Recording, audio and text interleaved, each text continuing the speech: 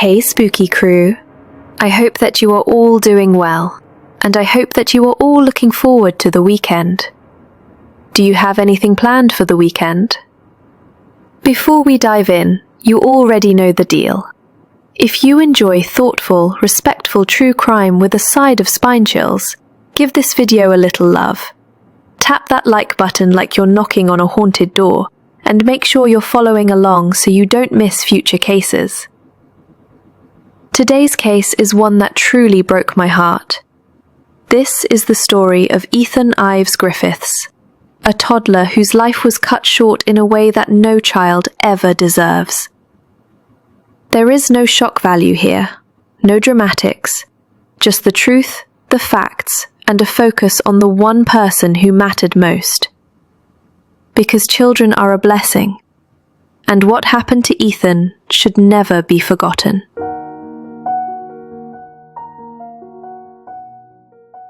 Ethan Ives Griffiths was a young child full of curiosity, innocence, and the kind of light only toddlers carry. At an age when he should have been learning new words, laughing at the smallest things, and feeling safe in the arms of the people meant to protect him, his life was taken from him. He was at that stage of childhood where every day is a discovery, where a cardboard box can become a castle, where a spoon can become a drumstick, and where love, comfort, and safety should be as natural as breathing.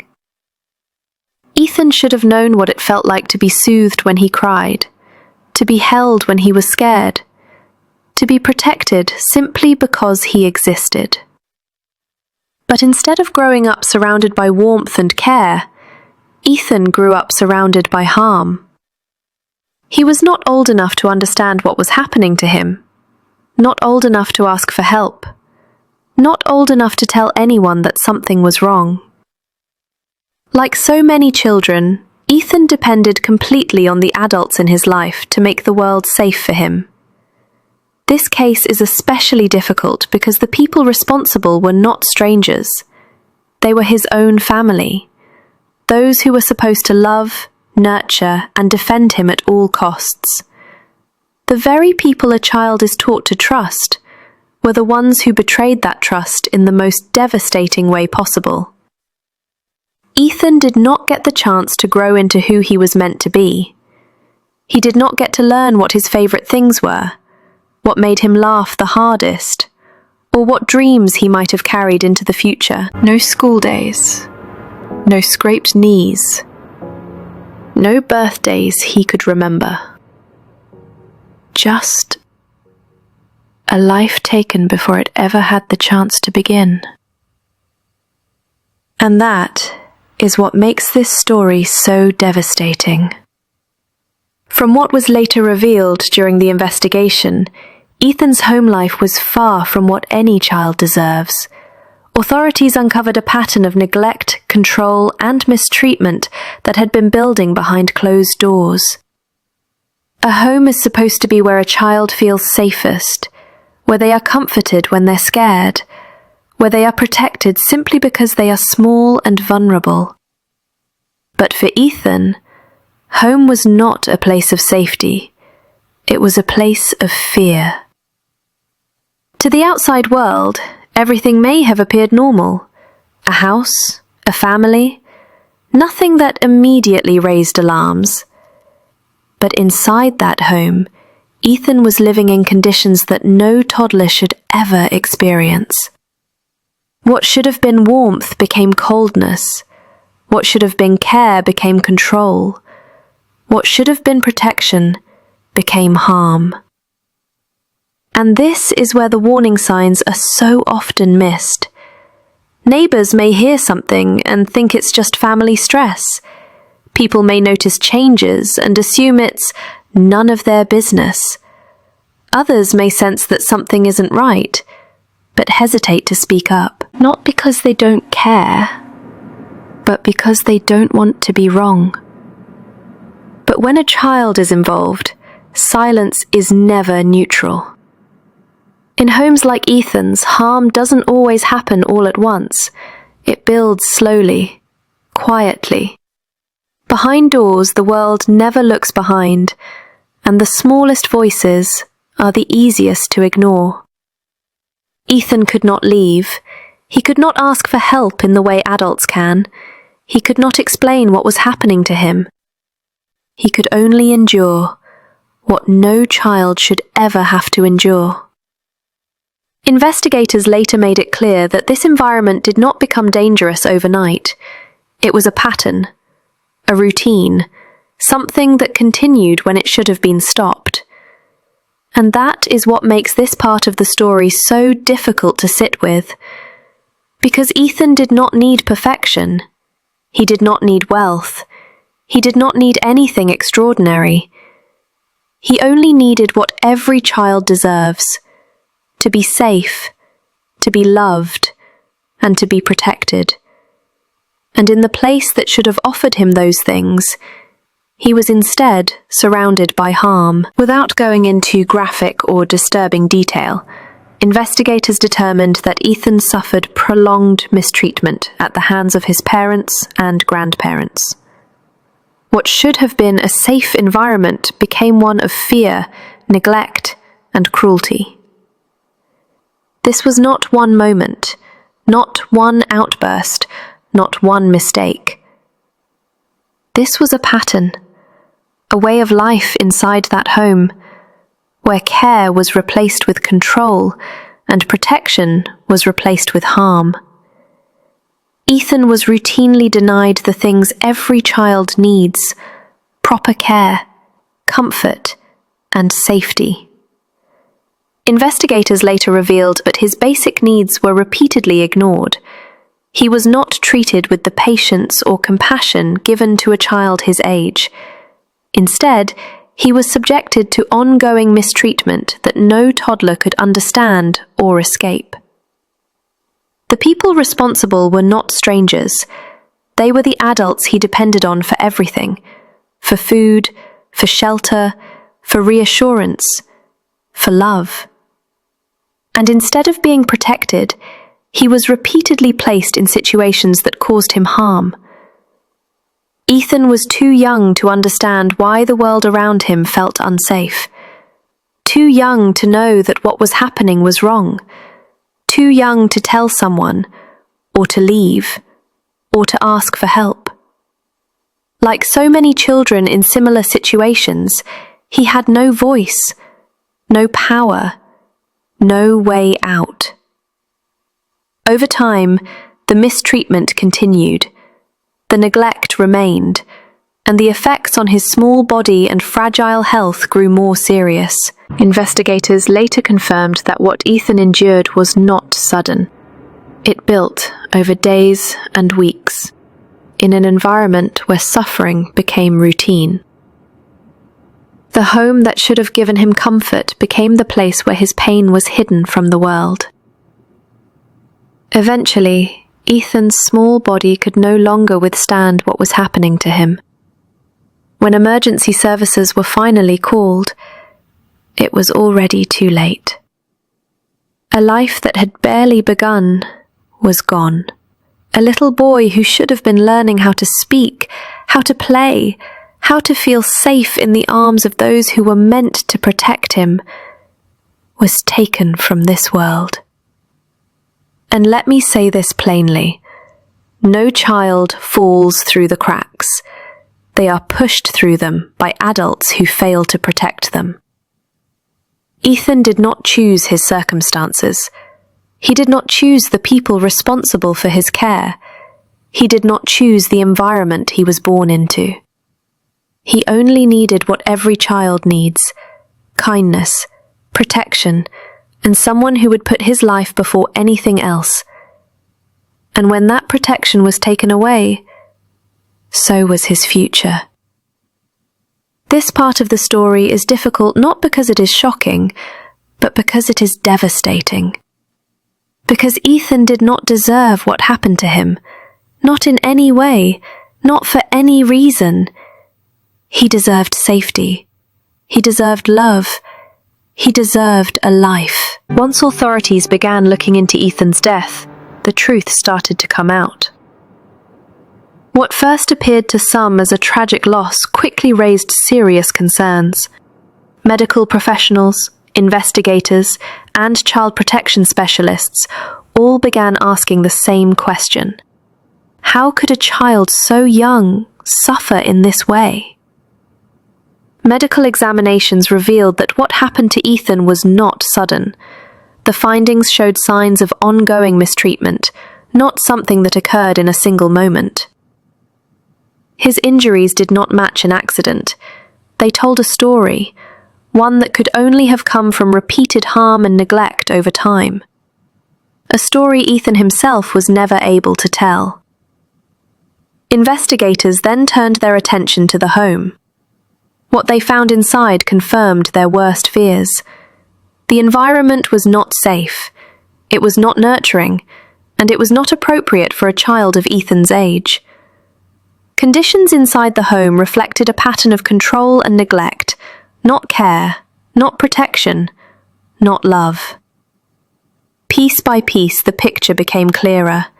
Statements from those involved, records reviewed by authorities, and evidence collected during the investigation all pointed in the same direction. This was not a tragic accident. This was a pattern. Investigators concluded that Ethan had been living in an environment where his safety was consistently ignored, where warning signs were present but never acted on in time. A child who should have been protected was instead left vulnerable in the very place meant to keep him safe. As the investigation continued, responsibility became impossible to deny. The adults who were meant to care for Ethan had failed him. Not just once, but repeatedly. Authorities worked carefully and methodically. Every detail was examined. Every report was reviewed. Every finding was documented. Because this was not just about building a case, it was about speaking for a child who no longer could. Ethan's voice became the evidence. And what that evidence showed was heartbreaking. This little boy had been living in a situation that should never exist for any child. The investigation did not just uncover what happened, it revealed how deeply Ethan had been failed. Failed by the people who were supposed to love him, failed by the environment that should have protected him, failed in ways no child ever deserves. But in bringing the truth to light, investigators ensured one thing. Ethan would not be silenced. His suffering would not be dismissed. His life would not be reduced to a statistic. And his story would finally be told. As the investigation concluded, the focus shifted to accountability. What had been uncovered could not be ignored. The evidence, the medical findings, the conditions inside the home, and the patterns of harm, all pointed to one heartbreaking truth. Ethan's death was not an accident. His parents and grandparents were formally charged for their roles in what happened to him.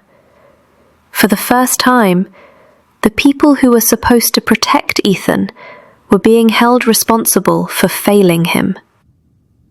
In court, the details were laid out carefully and methodically, not for shock, not for spectacle, but for truth. Every piece of evidence spoke for a child who could no longer speak for himself. The court examined the full picture, the pattern of neglect, the repeated harm, and the environment that allowed it to continue. And it became clear that what happened to Ethan was the result of actions and inactions by the very adults entrusted with his care.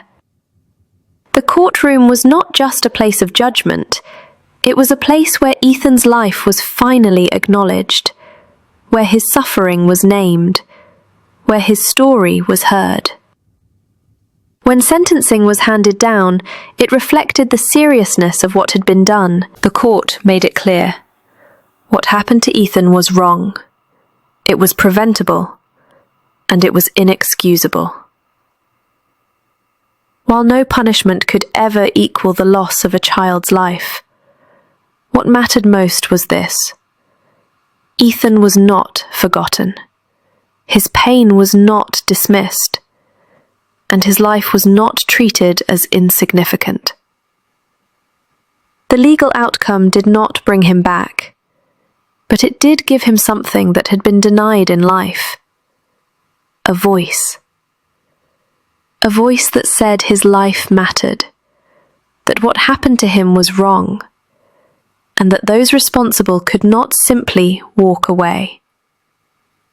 This case sent a message far beyond one courtroom: that children are not invisible, that abuse does not go unanswered, and that even the smallest life deserves justice.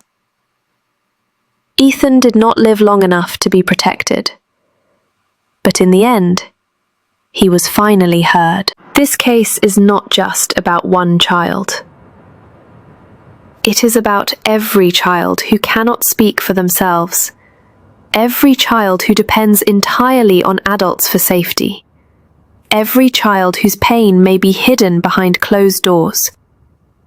Ethan's story represents so many others, children whose suffering is quiet, unseen, and far too often ignored. We like to believe that harm only happens in obvious places, that it looks loud, that it looks chaotic, that it is easy to recognize. But the truth is, abuse and neglect often hide in ordinary homes, behind familiar doors, inside families. And that makes it harder to face, but no less real. So many times people tell themselves, someone else will handle it. This isn't my place. I don't want to be wrong. But when a child is involved, hesitation can be deadly. Children do not get second chances at safety. They do not get to choose where they live. They do not get to decide who is responsible for their care. They rely entirely on adults, and on the people around them, to notice when something isn't right. Ethan never had the opportunity to protect himself. He could not walk away. He could not call for help. He could only endure what no child ever should.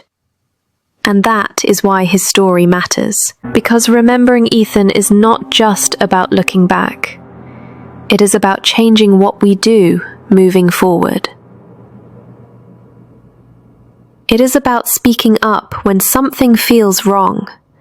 About trusting your instincts when a child's safety is in question. About choosing action over silence.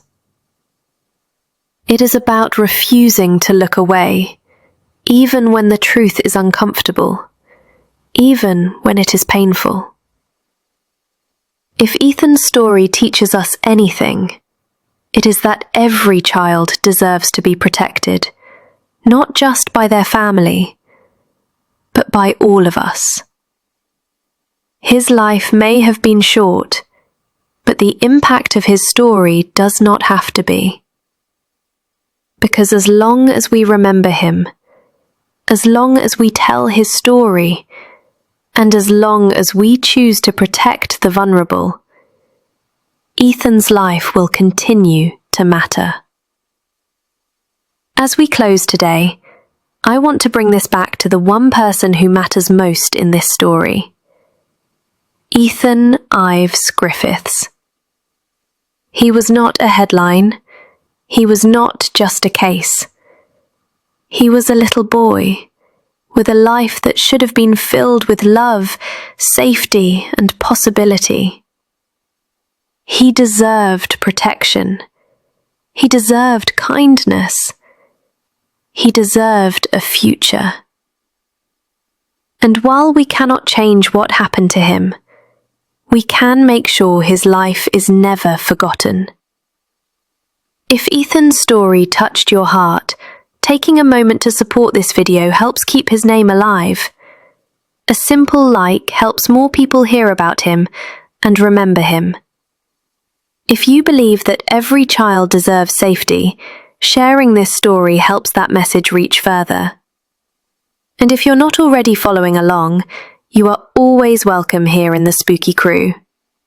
This is a space where we tell these stories with respect, heart, and purpose. And instead of just saying thank you, I want to say this. Thank you for listening with compassion. Thank you for caring about a child who deserved so much more. And thank you for remembering Ethan with me. Take care. Bye, guys.